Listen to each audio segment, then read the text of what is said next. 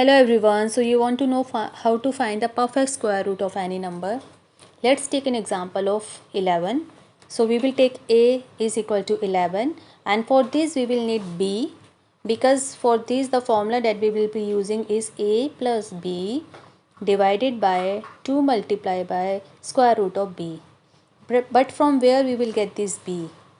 So for this you need to write the squares of 2, 3, 4, 5, 6, 7, 8, 9, 10 and find out which square is closer to 11. So here you can see 9 and 16. So 9 is closer to 11. So we will write down 9 here, and so b comes out to be 9. Now we will put the two values in this formula. A plus b divided by 2 into under root b, and b, the square root of 9 is 3. So we have written 3 in the denominator.